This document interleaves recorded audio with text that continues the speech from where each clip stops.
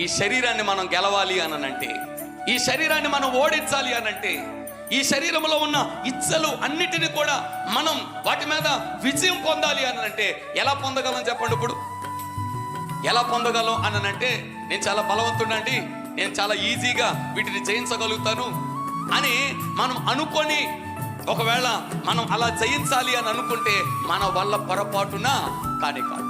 ఎలా వీటిని జయించగలుగుతాం, ఎలా వీటిని ఓడించగలుగుతాం అనంటే అది కేవలం ప్రార్థన ద్వారానే.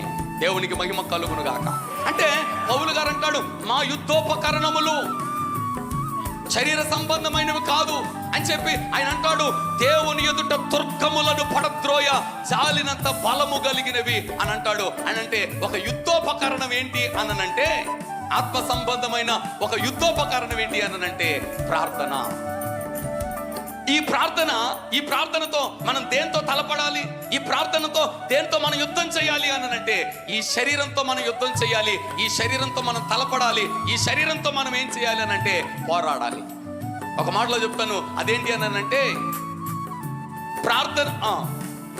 ప్రార్థించేవాడు ఎన్నటికీ పడిపోడు, పడిపోయినటువంటి వ్యక్తి ప్రార్థన పరుడు కాదు. అర్థమైందండి నేను చెప్పింది? ప్రార్థించే వ్యక్తి ఎన్నటికీ కూడా ఏమవడం, పడిపోవడం. ఒకవేళ అతడు పడిపోయాడు అనంటే అతడు ఎవరు కాదు అనంటే అతడు ప్రార్థన పరుడు కాదు. మీకు బాగా అర్థం కావాలనంటే సంసోను బలవంతుడే, కానీ ఈ సంసోను ఏమయ్యాడు అనంటే పడిపోయాడు. ఈ సంసోను ఓడిపోయాడు.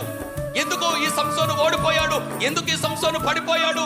సంసోను బలవంతుడే కదా అని కనుక మనం ఆలోచన చేసినట్లయితే సంసోను శారీరకంగా బలవంతుడే, కానీ ఈ బలవంతుడైన సంసోను సహవాసం చేసింది దేవునితో కాదు. ఎక్కడ చేశాడు సహవాసం? దెలీలాతో సహవాసం చేశాడు.